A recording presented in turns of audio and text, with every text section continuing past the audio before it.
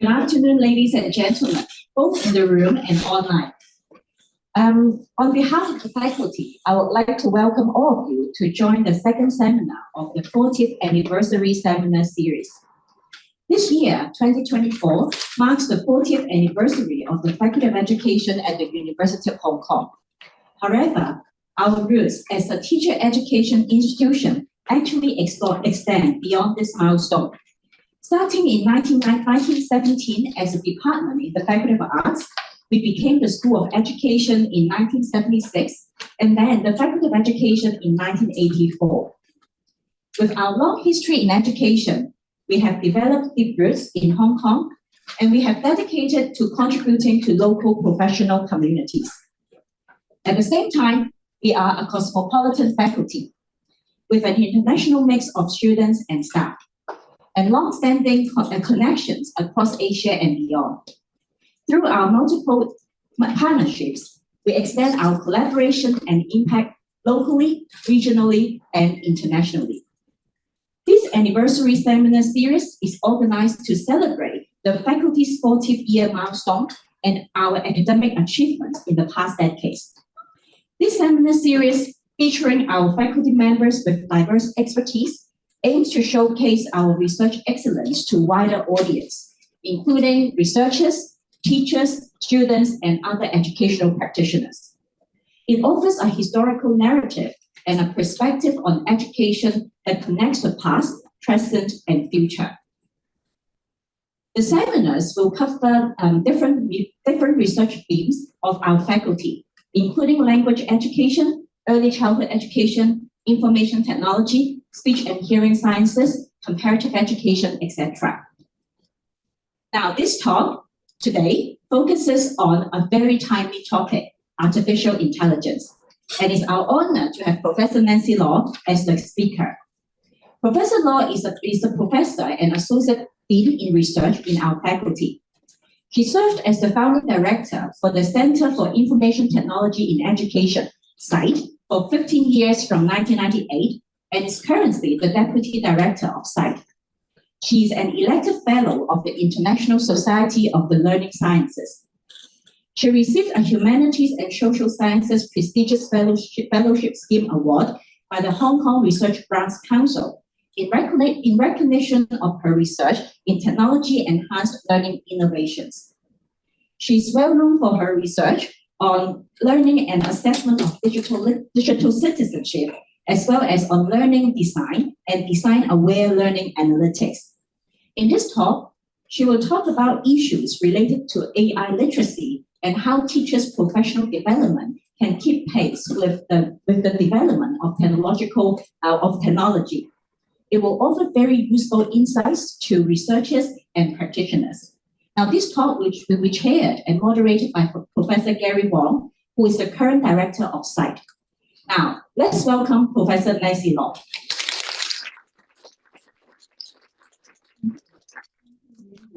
She is our acting dean today, so thank you very much. And actually, it's my greatest pleasure to have this opportunity to talk about this topic, which is very much occupying my mind for some time. And so I hope to share my thoughts and views, and I would like to have opportunity to debate and discuss with the audience, both on-site and online, right? So this is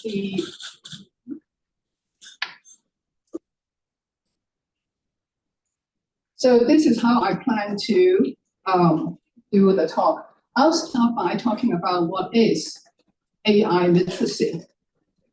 How is it being conceptualized and implemented in Hong Kong currently? How does digital literacy actually change? Well,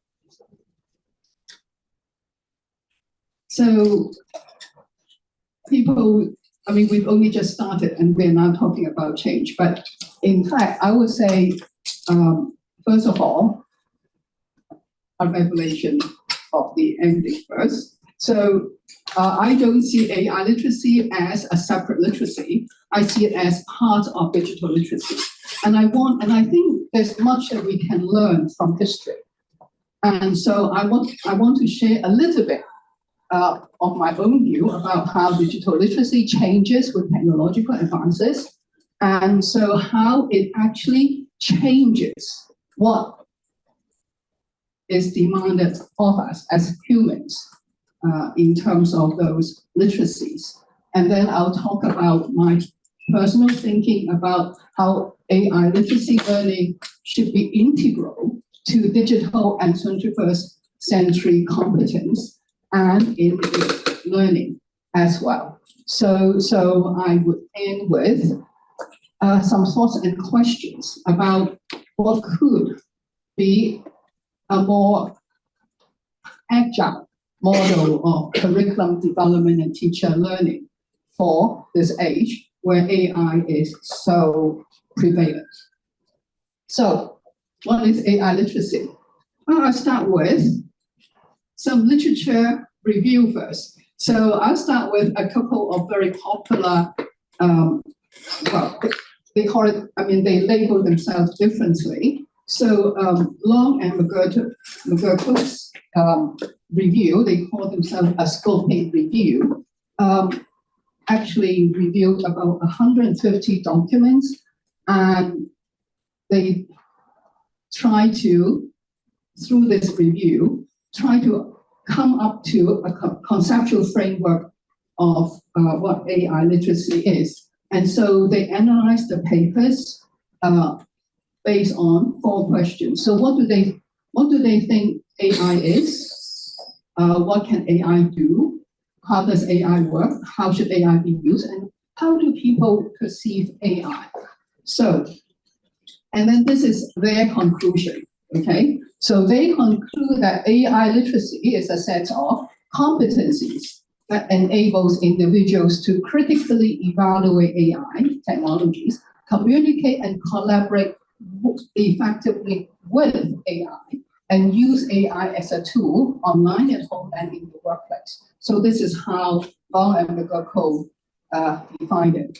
Another also quite well sort of cited paper is, in fact, the first author, Derek, is our PhD graduate and supervised by our former colleague, Samuel Ju. And so this is how they formulate, what AI literacy is. So learn and understand, use and apply, evaluate, create, and then AI ethics. So in a way, we can see that both are quite similar in many respects, and both sorts of see, I mean, at least they describe AI as something which is quite independent of other things, right? At least it didn't make it explicit. Okay, so what about the AI literacy curriculum in Hong Kong? So the Hong Kong Jockey Club Charities Trust has supported Chinese University of Hong Kong in quite an important project, developing curricula and materials on AI literacy for junior secondary. And this led to the launch of, well, actually that sort of pushed the EDB to launch a curriculum on AI literacy last July. So, and we can see that, again, this curriculum is not integrated into other subjects. Let's see what it's about. So they have developed a number of topics and then categorized them into sort of 3 booklets. So the topics, there are 7 topics, and you can see that 5 of those topics are very much technology focused, technology bound. And then 2 are more on the societal aspects, the AI ethics, and the social impacts and the future of work. And so this set of booklets is also, so that set of booklets is actually published by the EDB. And each consists of about 6 to 8 lessons, and And the suggestion was, and it can be done, each can be done in about 35 minutes. And students are expected for each of these to complete a worksheet, and then also fill in the blank exercises and so on. And then upon completion of the curriculum, these are the expected learning outcomes. So students will acquire basic knowledge of the key drivers of recent AI advancements. They learn various skills in using AI applications and use AI applications ethically. Okay, now, so this is some of the sorts of resources for teaching. So the top left one is on what are the components of AI, so big data, machine learning, and cloud computing. And then the output would be predictions or generation to do with vision, speech, or reasoning. And then the lower left-hand corner is to talk about, how machine learning works and how, input is put into a processor, mapping the sort of key features, and then the training goes by when you put something in, and then you check whether the prediction by the machine is the same as what the user indicates that it should be, okay? And then the right-hand panel is to explain how computers can, or AI can process language. Because, so in a way, it's explaining that you can represent language through numbers. Okay, and then this is some more to do with computer vision and recognition of, say, drawings and so on. Okay, now you've done it. You've learned the AI literacy. Now this is test time. See if you can answer. AI technologies enable computers and machines to, what's your answer? Shout, shout. Imitate. Okay. Complement. Okay, this is the answer. The next one. I think that would be easier, right?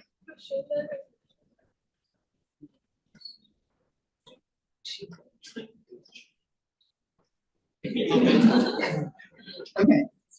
Number 3, AI today is empowered by, you saw the answers. Yes. Yes. Okay, right. And then the training of machine learning models aims to Reduce, decrease. Yes, very good. Good. AI may fail to recognize a human face because the environment may be too dark. This is possible.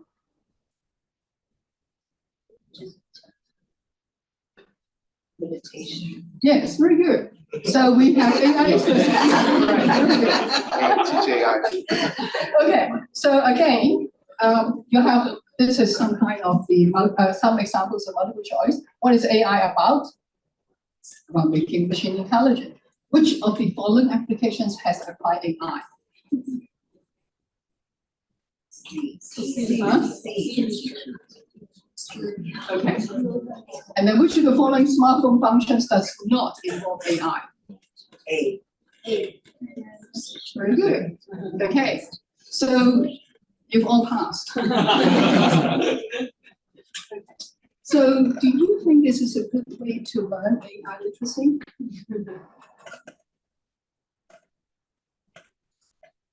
Okay. So before we answer this question, as promised, I will talk about how digital literacy changed with technological advances. Okay. So, and what I want to use as an example is about internet search. When did you first start searching on the internet?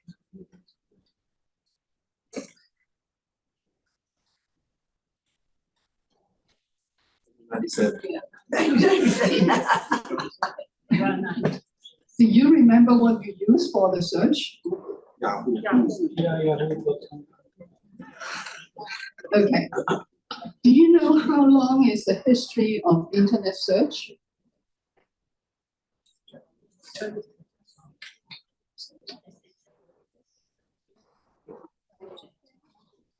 30-some years.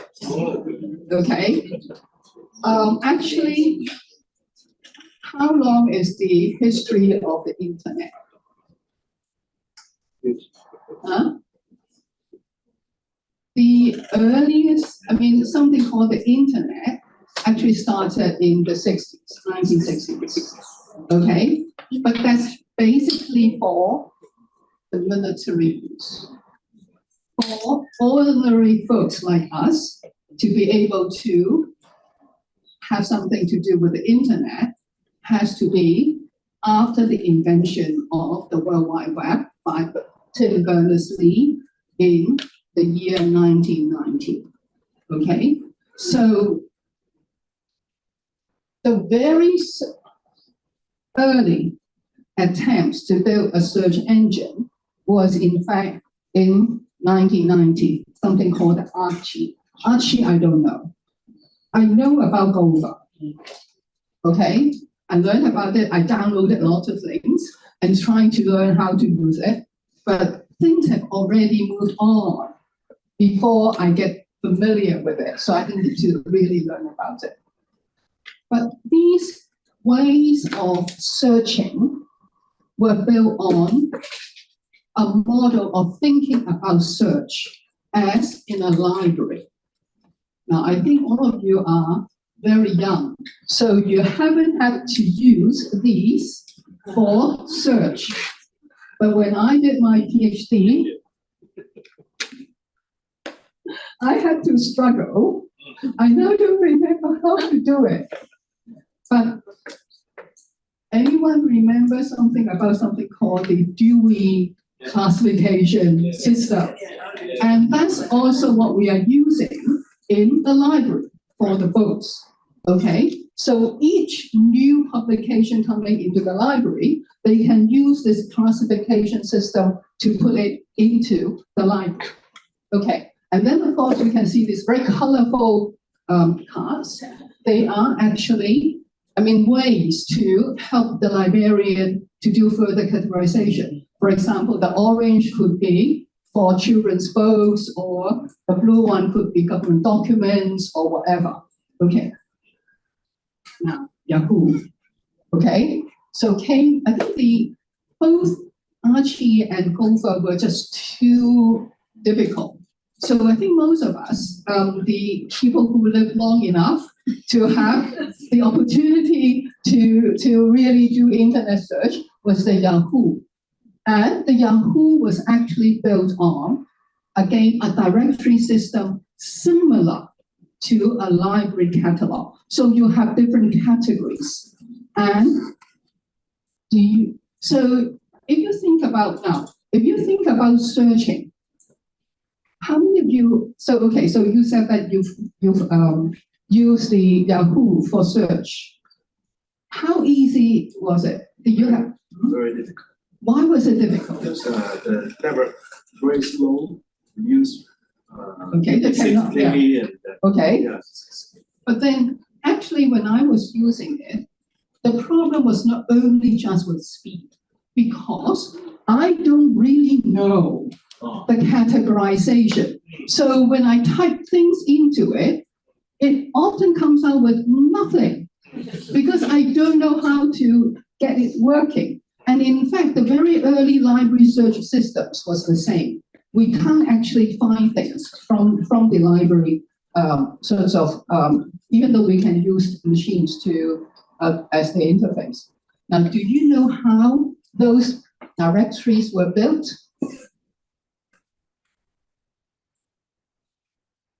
Well, they were evolving this. Now, how many of you know about this thing called the demos? Anyone? Nobody. I happen to know it because my son used to be a volunteer on demos for a few years. Okay? So what's demos? Demos was in fact an open directory project. So it was all volunteers. They recruit volunteers from all around the world. And I remember after a few years, my son at the time was a high school student. He rose from the ranks to be the editor of a few directories, including educational software for Asia. Okay, so that was how. So you can see this was the beginning of crowdsourcing. You can call it, right? The crowdsourcing, but the crowdsourcing, the collection was pretty manual, and you can see RIP demos. So March 14, 2017, it was put to sleep. Okay, I think they still have a frozen sort of image of demos. And so they say that, this, with the closing down of demos, this is the end of a time when humans, rather than machines, try to organize the web. Okay, now.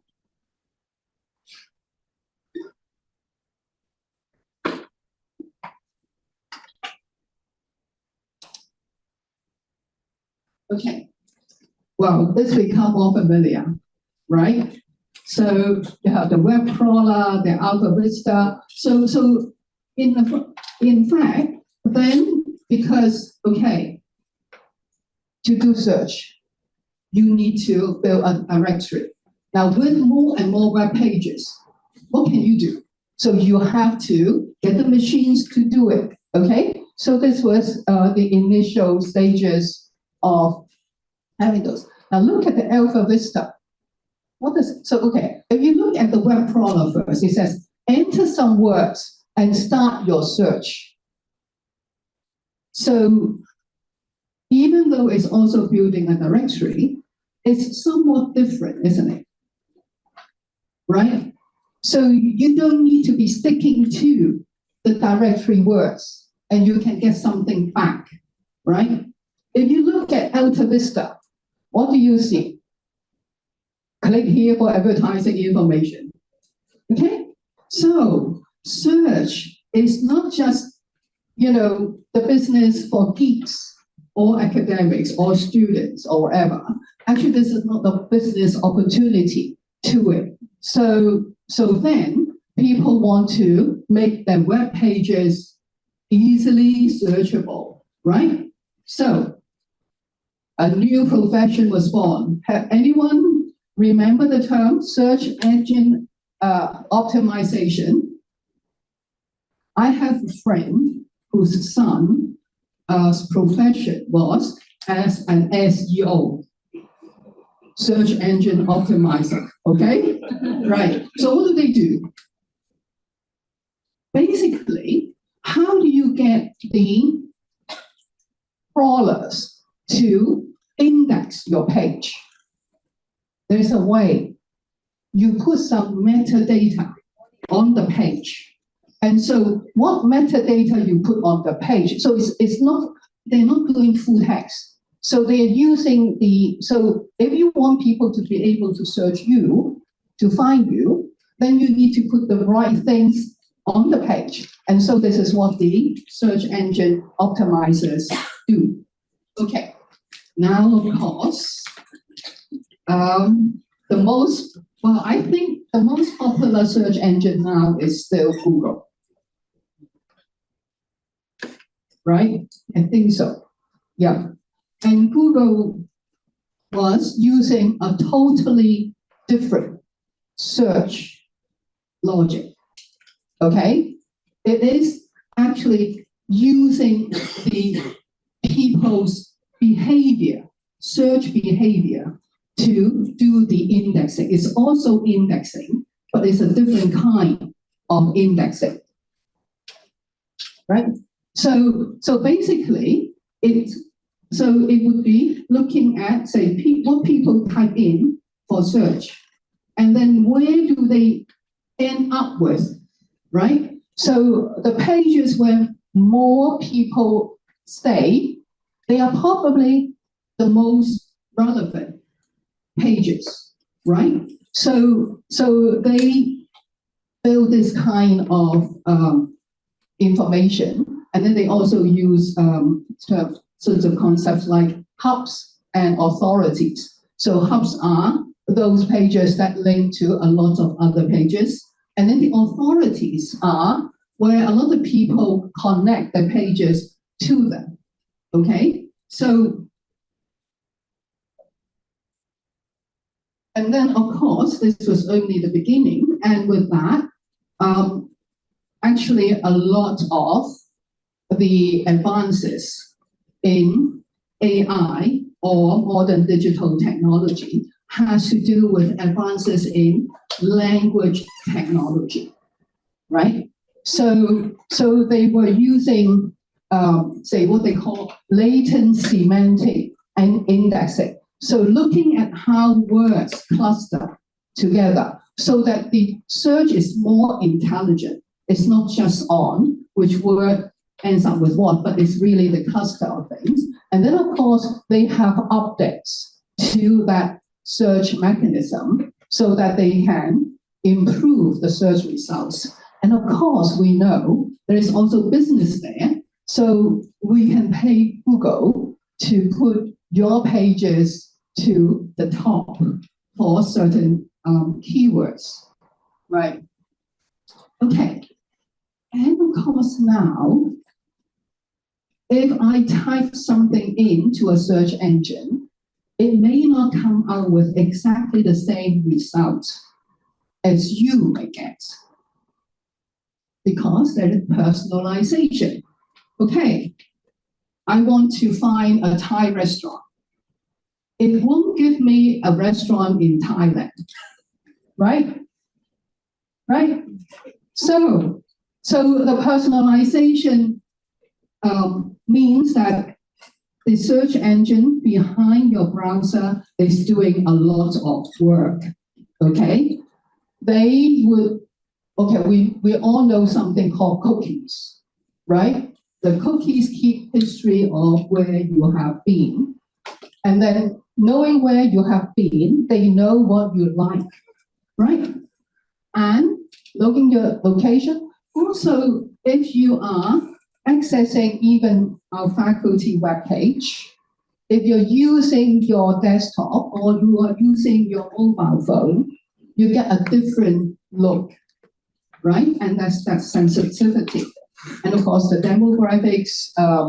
Now, so a lot of times they want you to log in to the browser, right? Because once you log in, it gives a history for you, right? So there's your demographics information, and of course your social media and so on. So personalization and data privacy doesn't go well together, right? Now come AI. How many of you now use ChatGPT or other chatbots for search? Very good, right? See, yes. So we've been changing our AI, our digital literacy, right? Or even this is just one part of it, information literacy, right? So what's the difference?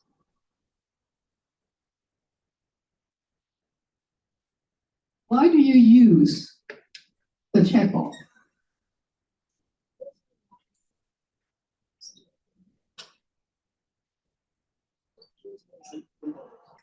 Huh?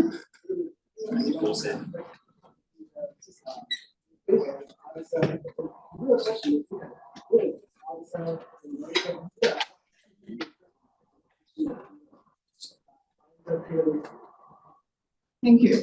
Okay, you want to repeat it quickly? Just very quickly. Say that you to the AI to give you answer based on your question. This is more personalized, tailor-made for the question. So that's when this is a question for me. Thank you. Thank you very much. Yes, exactly.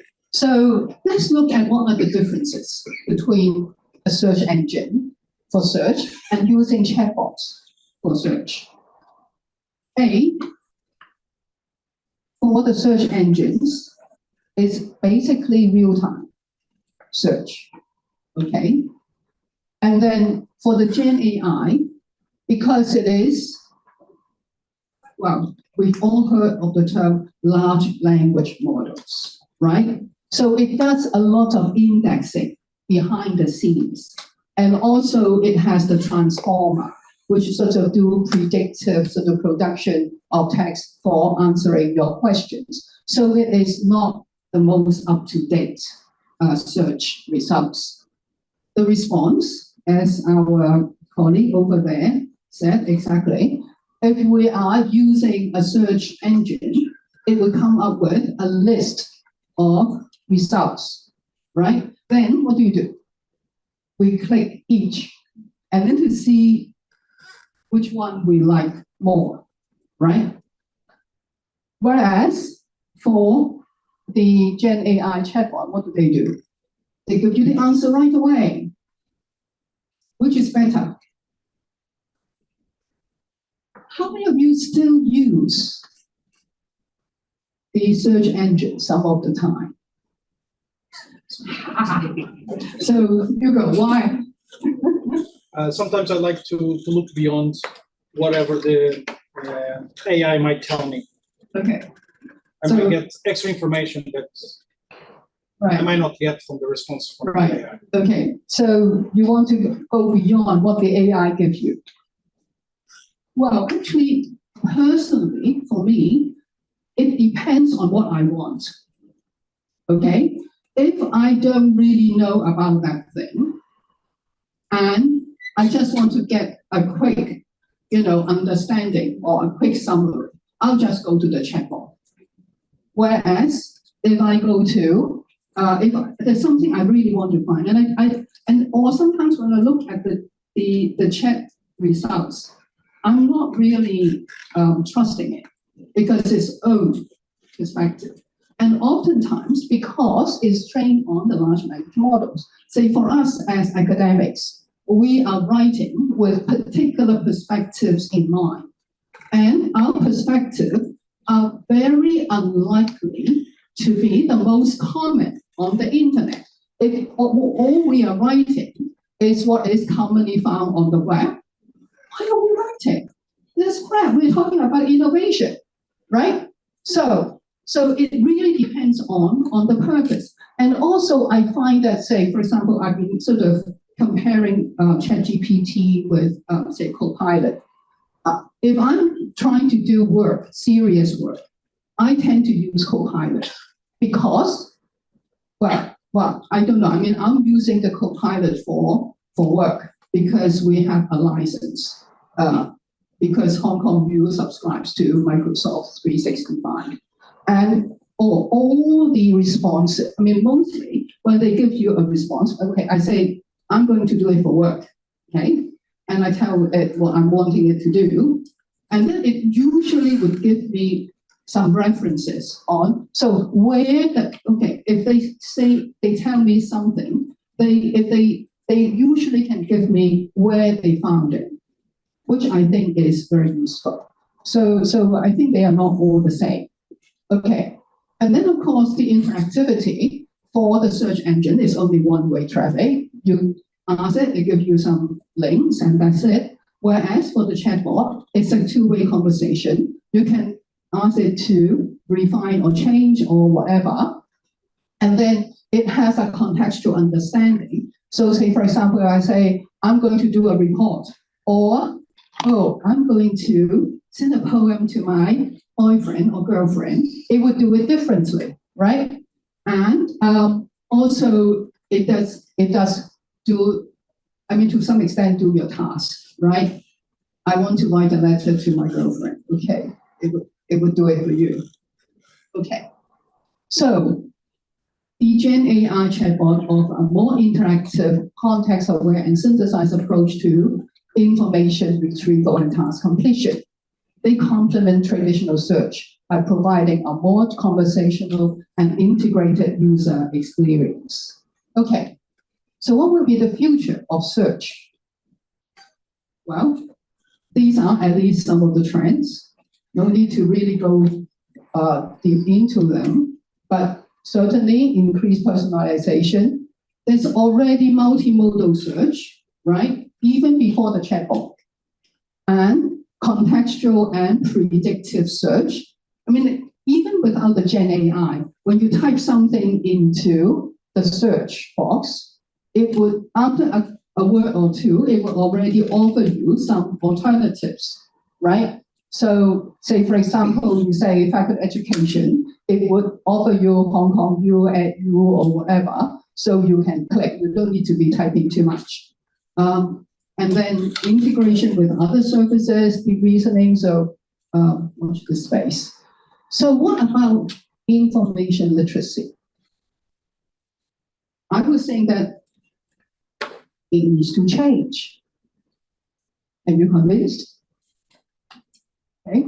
So to me, any technology, if it is really widely adopted in the community, is actually contributing to change, but the change is not just technological. It's a social, technical change. And in this case, it has to also be evolving. That means the society, both the people, the people's capability, how people interact and everything, and even the social organization, the legal aspects, all change. Okay, so if you think about the early search engines, what is the demand for you? Well, I told you, we need to know clear keywords. If I don't know those keywords, I come up with nothing, right? And so, of course, I need to know something about the structure of directories and so on. So training is important. So towards the late 90s, then particularly with the page rank and so on, then to be able to know Boolean operators and to frame your searches with those operators is important. Okay. From the 2000s. Do you remember this term? Information explosion? That term did not came about before Google. Because, now not because Google suddenly increased the amount of information in the world, but as we know, most people don't know the directory structure, right? So even though this information is there, we can't find it. So the problem for us was to look for the information. But now we have too much information. So information explosion. So now, what's the information literacy requiring us? Well, we need to be able to know which are authoritative sources.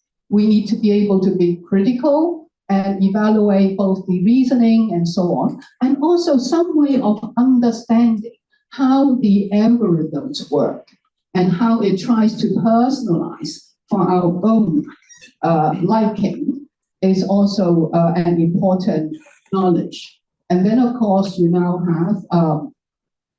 have, say, voice and conversational search and so on. And of course, prompt engineering becomes a new skill. And I know there are courses on prompt engineering. Okay. And then, of course, if you have newer modes of search, it's different. I mean, you don't even talk about search. I mean, I've been very used to communicating in text, right? Communicating in images is already difficult. I could take photos, but I find it very difficult to take a good video, okay? So it's requiring different kinds of literacy. So if we were able to, we can search, say, information with different modalities, then how do we search to get to what we really want to get is also important. And then, of course, with the predictive search and so on, then so how do we know the prediction is not what the machine pushes us to do? Is it our own thinking? So these are all issues. So a short conclusion is that human capacity needs to co-evolve with technological advances. And so that means for us as educators, then our job becomes different. The goals should be different, and the pedagogy should be different. Because we all know what counts as AI has changed, right? AI has a history of 70 years plus. Most of us only know about it for 2 years, right? But, old days, what is important? So what counts as human intelligence? Someone who's very intelligent, if you have a very good memory, you're already very intelligent. But now what's the use of having a good memory, right? Even having a good search memory is not very useful. So human intelligence needs to change.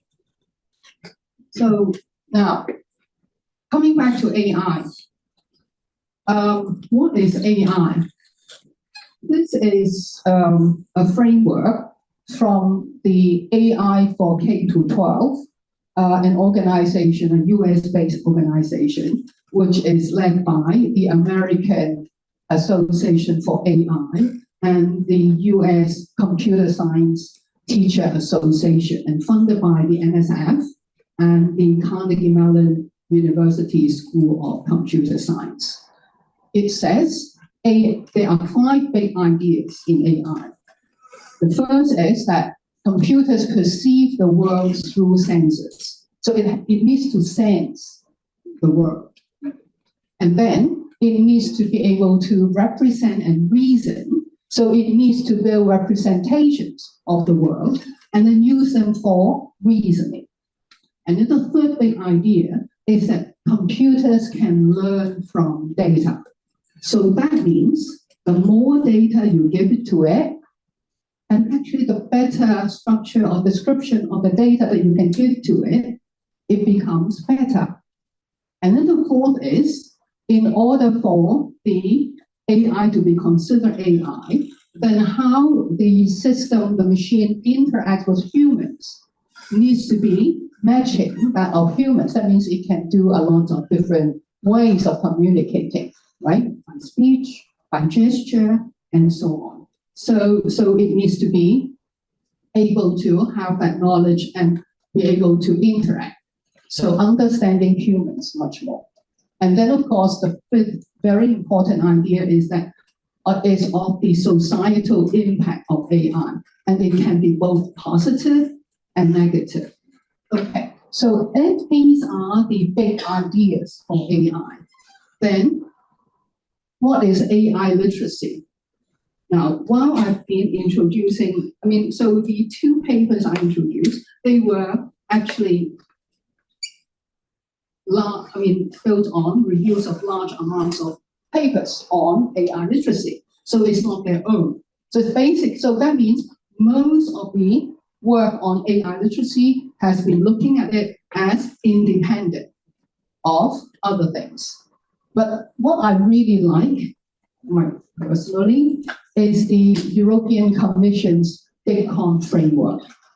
DICOM was a European project where they really want to understand. I think the first one was published in 2013. Yes, DICOM 1.0 was 2013.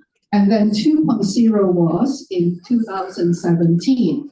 And I think the framework in terms of what constitutes digital competence hasn't changed since 2017. So they, based on a lot of research around Europe and other developed economies and countries, they decided, or they come to the conclusion that there are 5 main competence areas constituting what it takes for people to interact and make use of digital technology competently in their everyday life and work.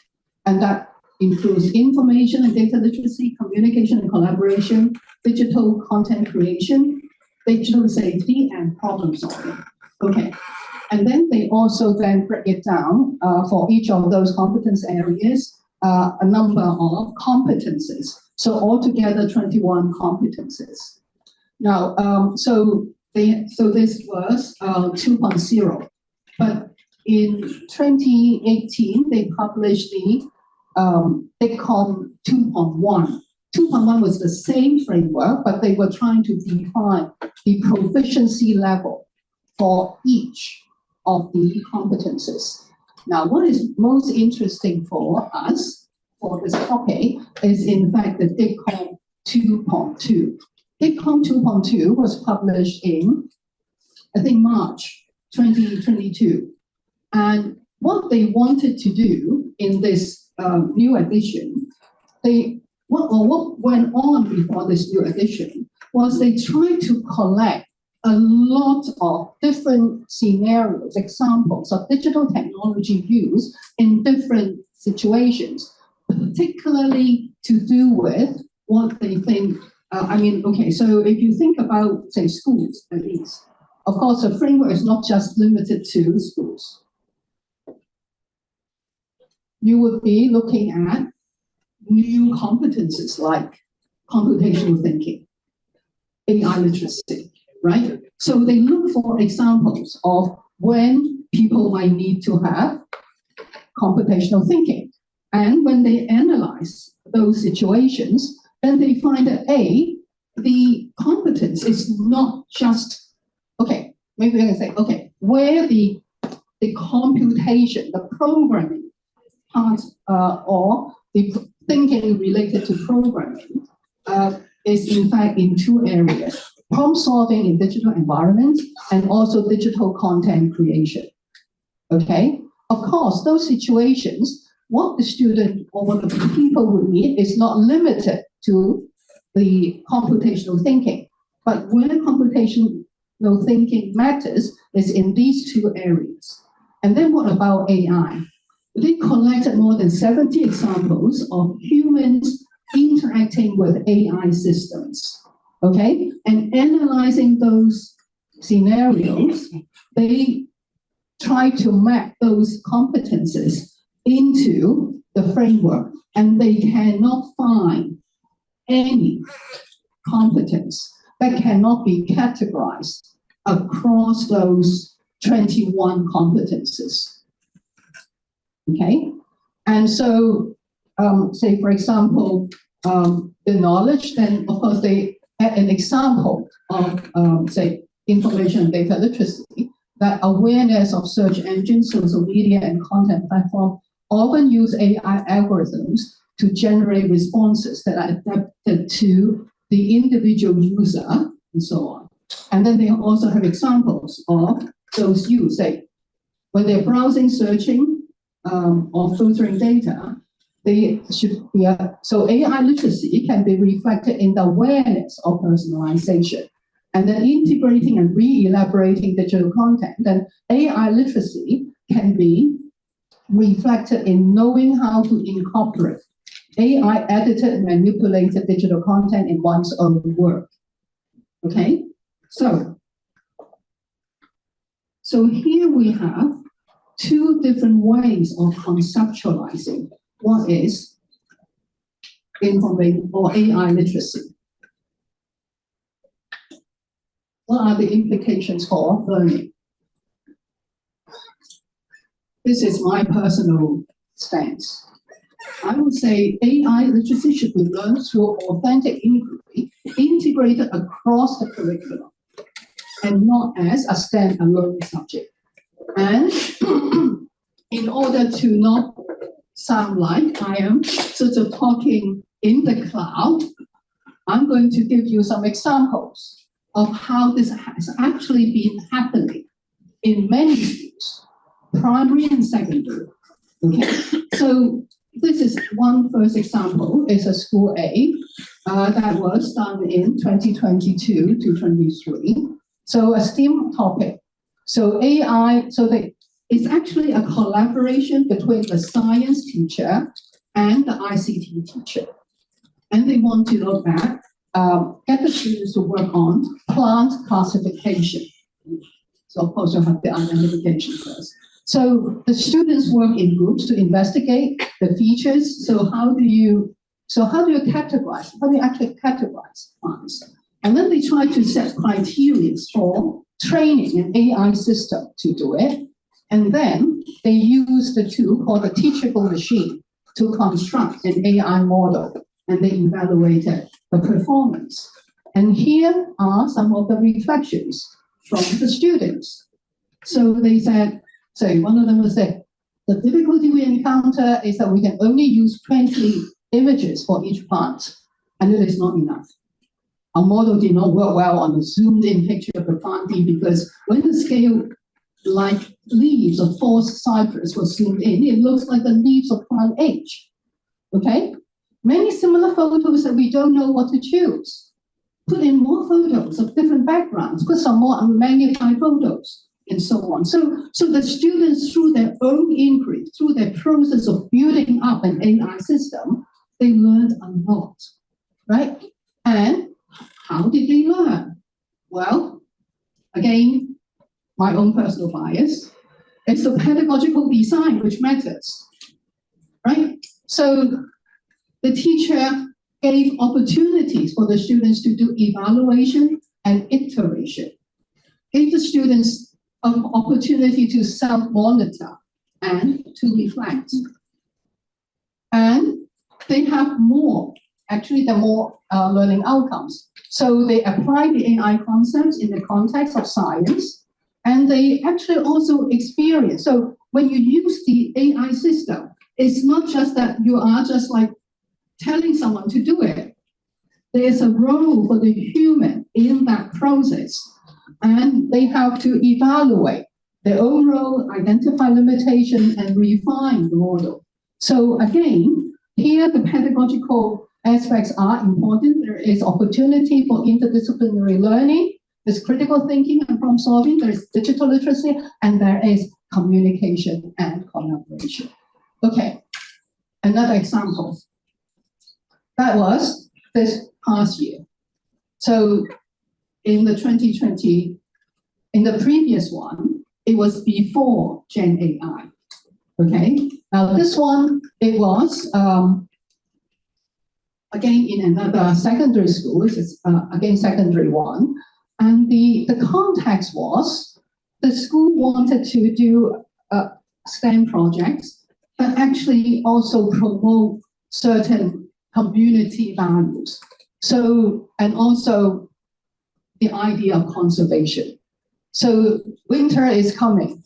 So these heat bags, handheld heat bags are important. Now, a problem with these handheld heat bags are that a lot of times the chemicals can be bad for the environment if they're thrown away.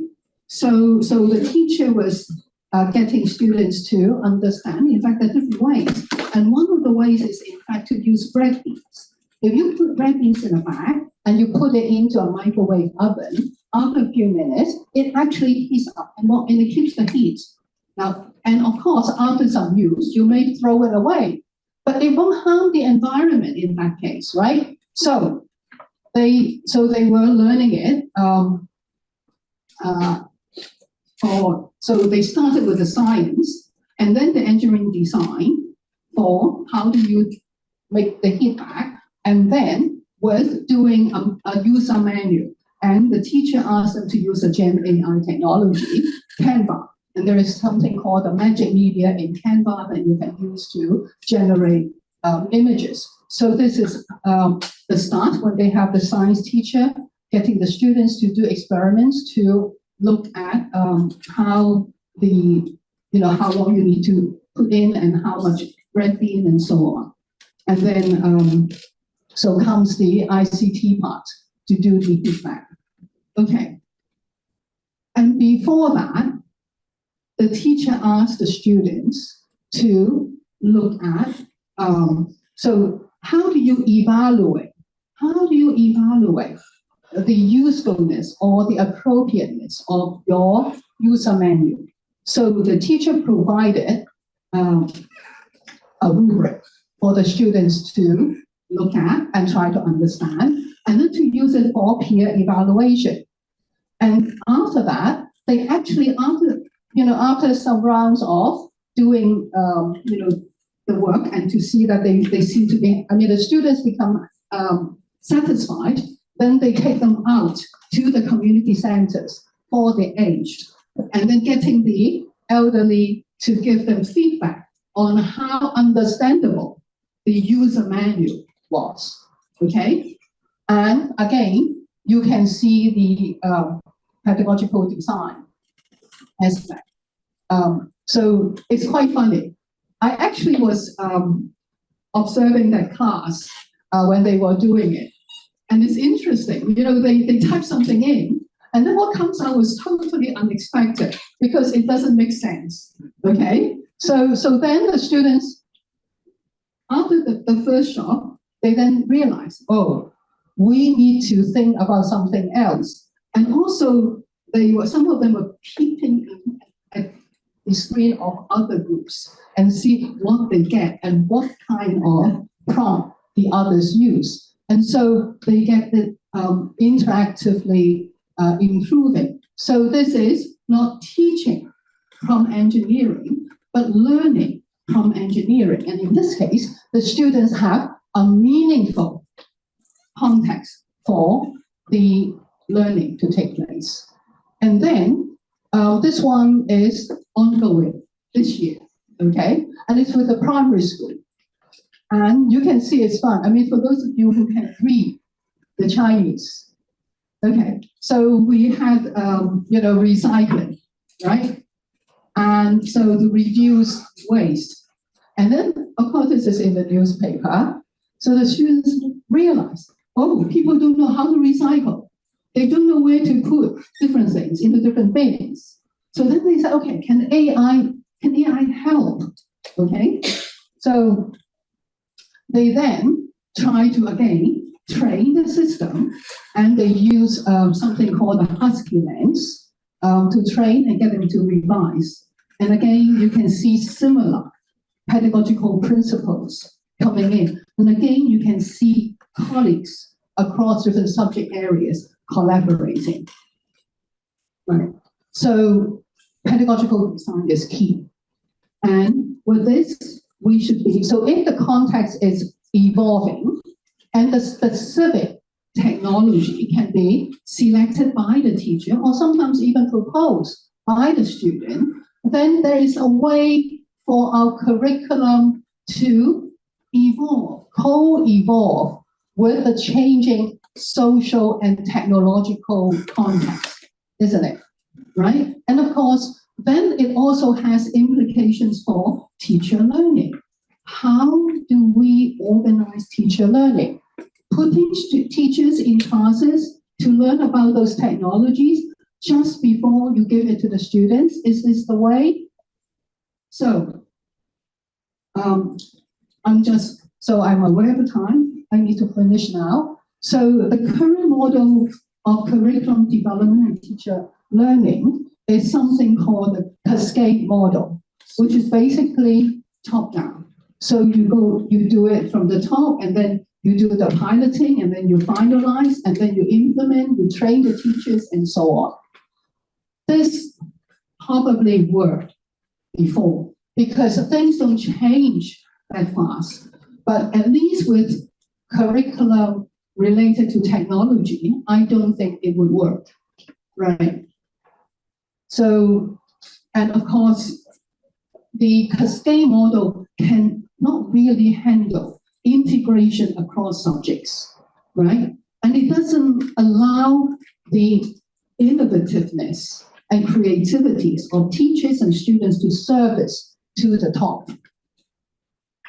So I now want to give acknowledgement to my colleagues in site. The case studies were basically work done by colleagues. they have been doing co-design work with schools.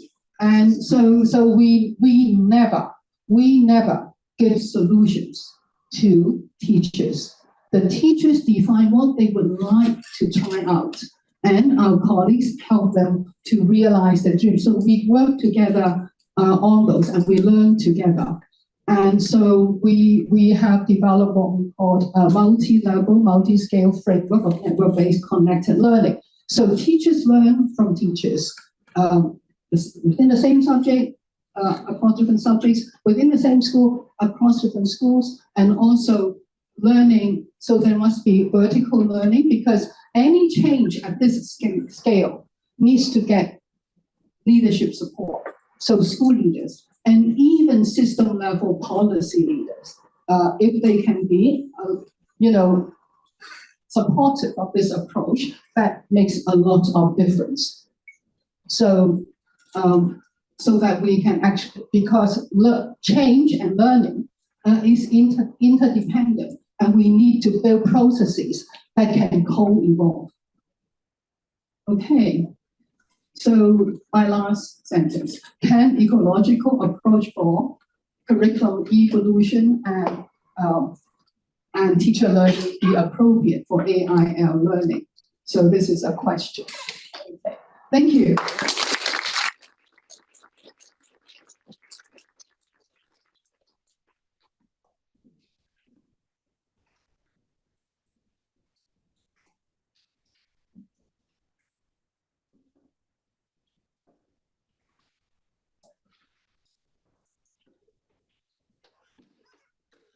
Hi everyone, and this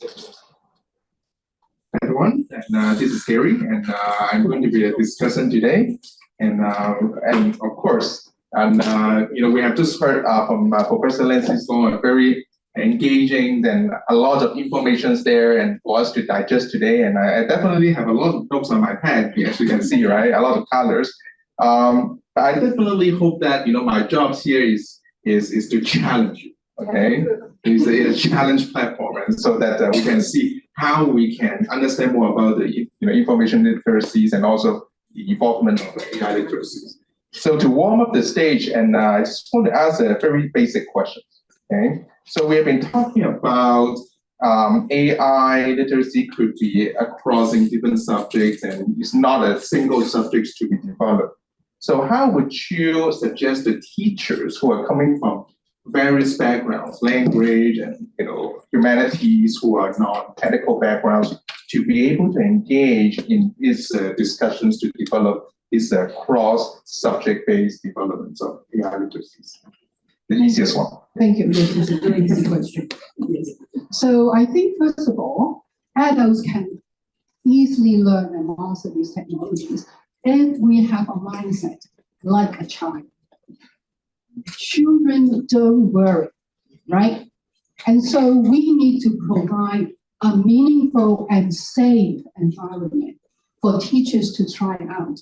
And also, if we talk about safety, then they need to be working with their peers, with other colleagues, okay? So that they are not being judged, but they are working together.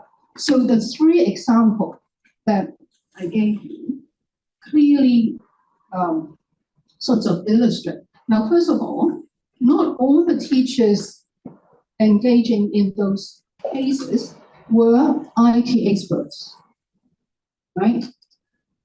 They were very happy to try because, A, they actually find it fun, because all these technologies are there. Their children are also wanting to use it. They also want to know about it, but they don't want to be seen as useless, right? So in those cases, they work with each other. So so I think a very important, my philosophy is, if we want, now we are talking about 21st century skills as critical thinking, creativity, collaboration, communication. So that means that children need to have these opportunities to learn. Now, what about the teachers? if the teachers have not had the opportunity to experience this kind of learning, how can they be confident and know how to do it? So, to me, teacher learning needs to be a creative process. So I always believe in learning fundamentally should be a creative process. So you create something new. So the teachers create something new in terms of curriculum and the learning process.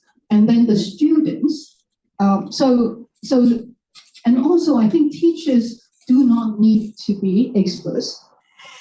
I've been in classrooms observing, so the teacher can say, well, I don't know how to do this either, because the students may ask them, well, maybe we can ask, teacher so-and-so or whatever afterwards. So if we can openly admit that we are not expert all the time, I think that's good enough. So that's my answer. Okay, great. So looks like teachers in the near future, because of the advancements of the technologies, they need to co-evolve, they need to co-create, they need to continue to stay like a baby, being able to learn, being able to grow. So it's a very good directions for teachers to think about. But how about principals, school principals? And we have quite a numbers of school principals here. I'm sure they are already thinking about how could I get these teachers to be highly motivated to achieve what you have just mentioned, right? A lot of resistance, but a lot of, I'm actually wondering whether I can invite any school principal. Yeah. Okay. So Dr. Patrick Lam, school principal of Lutheran Academy.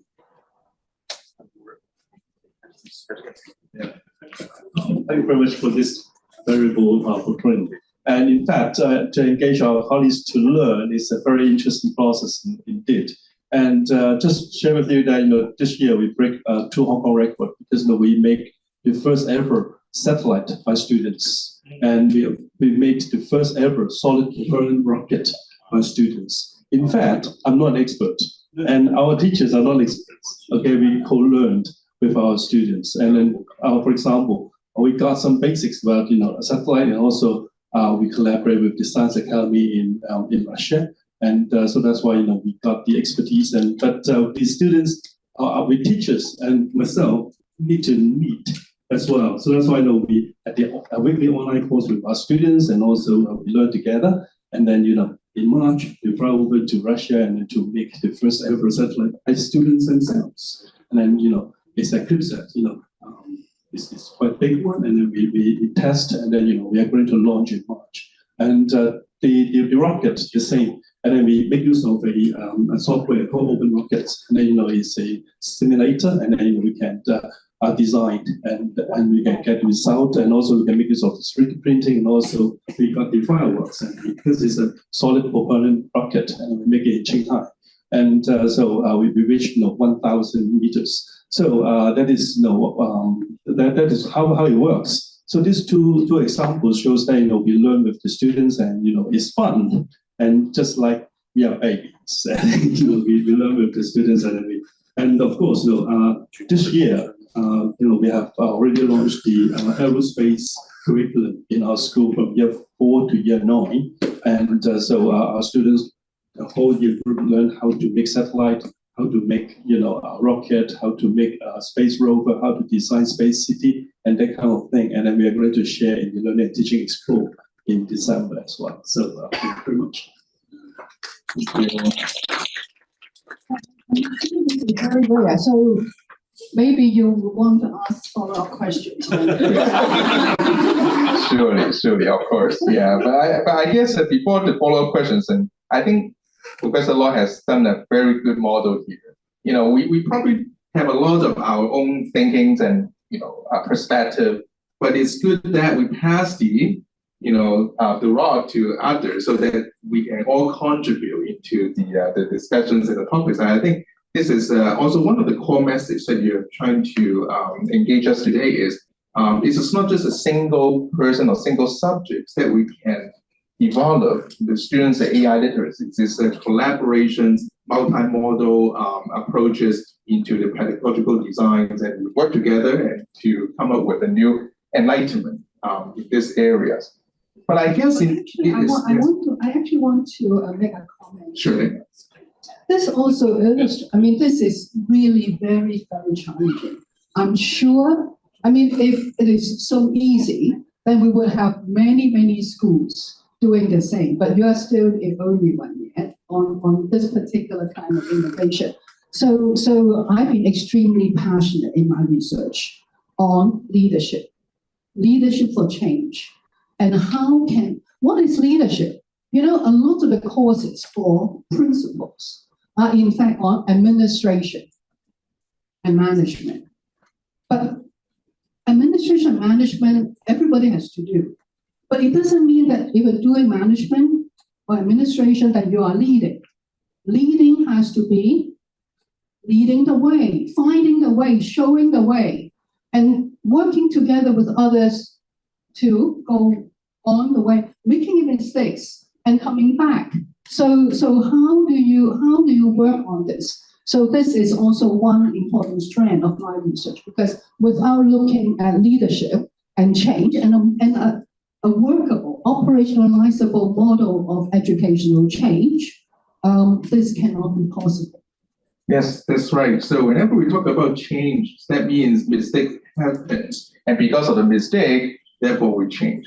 So in talking about change, okay, so for me, coming from the technical backgrounds and then knowing the computing development and histories, I often see that technologies often is changing silently, but it often is astonishing when it's become populated and just all the way come to the news and everyone is talking about it, like ChatGPT. AI has been in the development for years, but when it comes, people are all surprised. So how teachers can take the advantage of these emerging technologies and other tools so that they can make time for change? What do you think, Professor Long? Yes, emerging technologies and being alert and really seeing, what the future may be is important. And I want to also highlight an important aspect of change in the digital world, which is the digital divide in terms of digital literacy. And with the AI, now of course, AI is part of digital literacy, but it also has the specifics. So lacking the knowledge and skills and the confidence of working with AI technology can be a very important issue in social equity. And I'm also thinking, I'm not sure whether, how many of you remember this book, the title of which is The World is Flat? Yeah. Okay. Yeah. Thomas Friedman, and the full title was The World is Flat, A Brief History of the 21st Century. So that book puts forward the view that with the internet, with the World Wide Web, and also with the social media, then everybody can know everything that's on the internet. And so the world is flat. So we all get access to the same things. Do people talk about this anymore? What's the evidence about the social impact of digital technology? The world is getting more and more polarized, more and more divided, and the have and the have-nots become more and more extreme, okay? So as educators, I think we have a commitment to reducing the digital divide, and so the AI literacy divide. So how can we help everyone that comes to our schools or we can reach out to can learn that? I think is extremely important.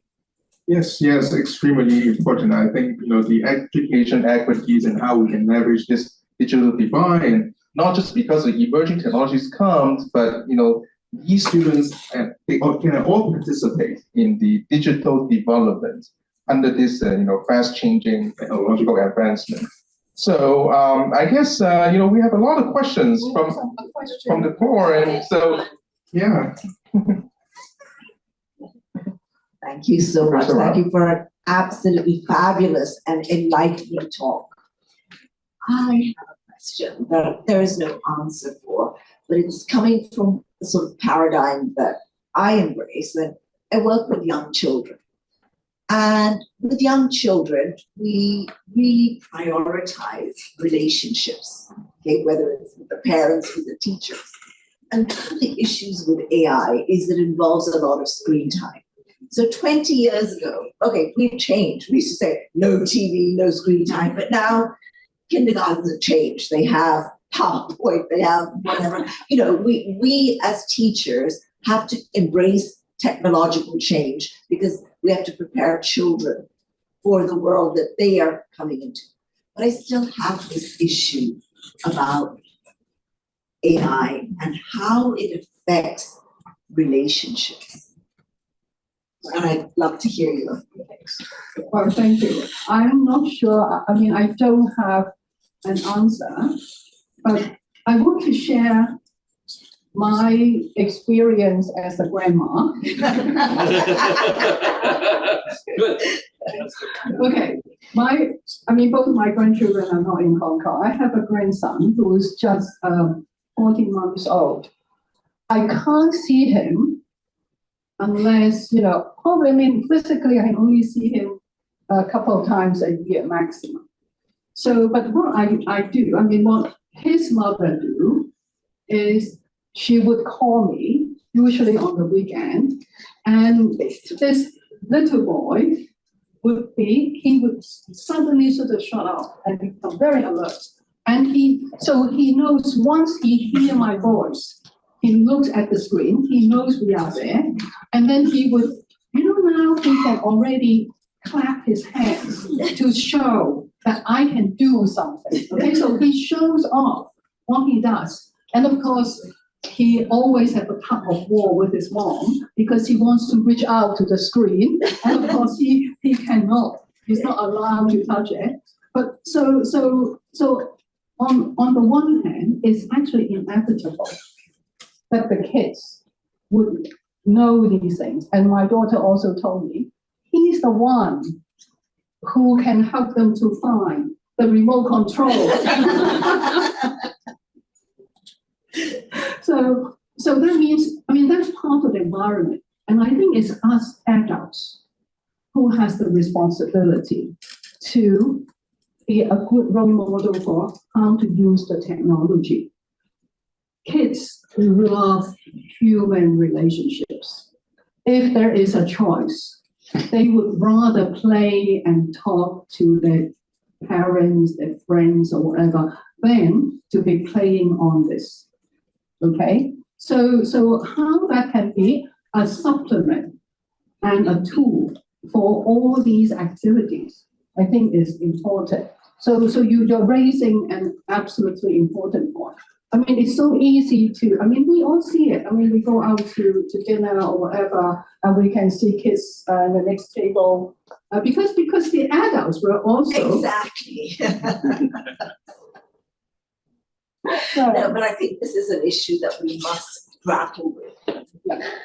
Yes, thank you, Professor Rao, and it's a very good questions. And also, I think this will be an open question for everyone, who are educators to continue thinking about these important questions, how we can move forward and not harming the relationship between teachers and students or parents and children, and how these technology can actually embrace a better relationship, connect each other, and for a better world. So there are some questions online, and I think we would like to address those questions because there are quite a numbers of participants online, and you are here, and we acknowledge you are here. And so one of the questions that I think is a very good question for us to think about, I think quite numbers of teachers worry about their job. So some teachers might worry about AI is replacing them or creating a shortcut for them not doing their job. And so how can we give advice to current teachers as well as the future teachers? Yes. I think this is a real risk. Okay? Any job that can be done by script, which is sort of you have a clear sequence of what to do under what situation, it will be taken over by the machine. Okay? So, teaching, if we are only doing an instructor, even people talk about personalization, the machine may know your student much better, probably, I don't know, depending on what you mean by knowing, then, an individual teacher coping with, say, 30, 40 students, right? So what is the real role of the teacher? And I would say, just like now, who wants to compete with robots to make things in a factory? You don't even want to, nobody in the automobile industry want to take over the job of the automobile robots, right? So that means we need to offload whatever the robots or the machines can do that we are doing to the machine to relieve us to do things that the machine cannot do, like, the affective side, really having a concern, understanding, encouraging. Things are evolving, but we still need coach. What are coaches for? Coaches are to make us perform even better.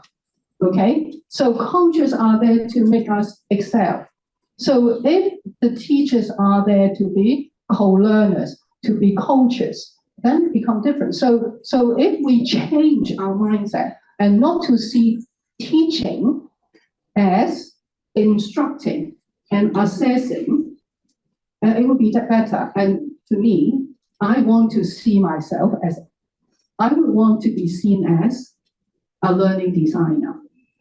I design learning experiences and learning environments for my students to learn. And where the machine can help give feedback, I will, of course, leverage those feedback and not to be competing with the machine. How stupid it is to compete with the machine. Yeah, so I guess now teachers, you don't need to worry too much, right? So teachers as learning designers, design the learning for students, and you can still do that. Now, we have a burning questions on the floor, and so that's why you come over here, I invite you to be here. So I would like to give you a chance to ask the burning questions. So go ahead. Thank you very much. It's not very too burning, I hope. So I'm Philip. I absolutely agree every bit of what you said in the relationship between students and teachers. In fact, I'm currently I've already founded a project called Taylor Grow, which is like a personalized English learning material generation project using AI. But the focus on is not AI or whatsoever, but to do diagnostic tests on students with which level English proficiency they are at. So with that being said, I have one pretty long question I wrote down, which is, I think the practicality of the ideal education utopia you said is very nice and very good. But realistically speaking, parents are result-oriented animals. All of us are result-oriented people, despite how important it is to allow students to learn from what they are interested. What is your comment on changing how parents think educating their students, or better yet, since everything is following the principle of supply and demand, how do we change the methodology of assessment of students' intelligence in examination like DSE? Well, thank you. I'm not sure that changing the DSE would be the most expedient method to change how parents think. Because no matter how you do the designed assessment, there's a way to deal with assessment, right? If people are still exam focused, I mean, then you can't help. The problem is we are in a world which is very complex. That means one action, I mean, the results of an action is not immediately perceivable. It bites back years and years after, right? So I think in a way we need to educate people to become more open-minded. Open-minded meaning we acknowledge that we don't know what the future will be. So if you think about, say, I was talking about the search engine optimization. Well, I'm sure my friend's son, who was very successful being an SEO, now or has long not been an SEO, right? So it doesn't mean that he was wrong going into that profession. Well, the world changes, right? He was able to take advantage of that way of development and he contributed to it. Why not? But don't be sad, don't be upset that there is no more SEO. Well, not quite no more. There's still similar, work, but it's different. So I would say try to become more open and not see results as just the exam.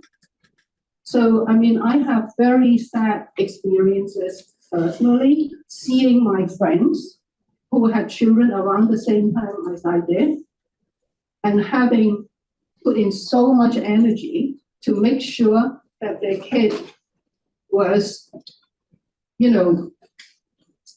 almost straight A all the way going up to the top universities, and yet some actually kill themselves. And that's very sad. So when I was having children that age, my main motto was, be safe, okay? Make sure that they are resilient. That means they have failed. If someone has never failed, then the first failure would be so disastrous. If you fail early, you climb back and you become resilient. So I think resilience is so important. Thank you, Professor Law. And so I think we're all very clear that the message is, AI literacies and many other literacies are very important, knowledge are important, but there are also other aspects that we need to develop for the future children, future generations that can carry them even longer and longer. So it has been a very good discussion so far, and I know we are running out of time, and I know I have a lot of questions, but I can just go to your office tomorrow to ask you. I guess the floor does have a lot of burning questions in their mind. I think we can afford one question. So if you think your questions is yes, I've already covered some of them, and we'll make sure that you receive them. So see whether the floor has any burning questions that you really want to ask. Yes, first come first.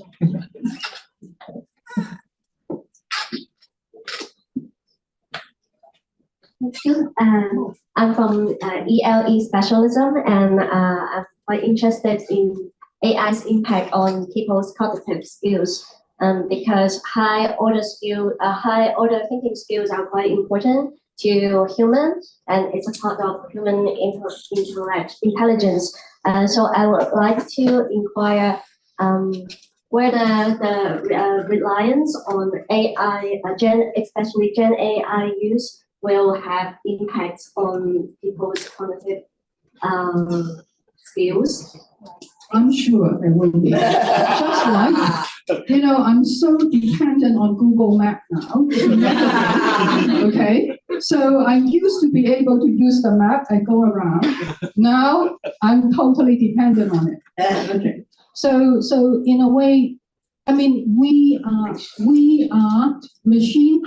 humans are machine creating and machine using animals. Okay, so we co-evolve with the machines that we build and we use. So I think it's important for us to then be very aware of this. And so we should keep asking ourselves, now that I can offload all this work to the machine, what can I do that makes me even more human?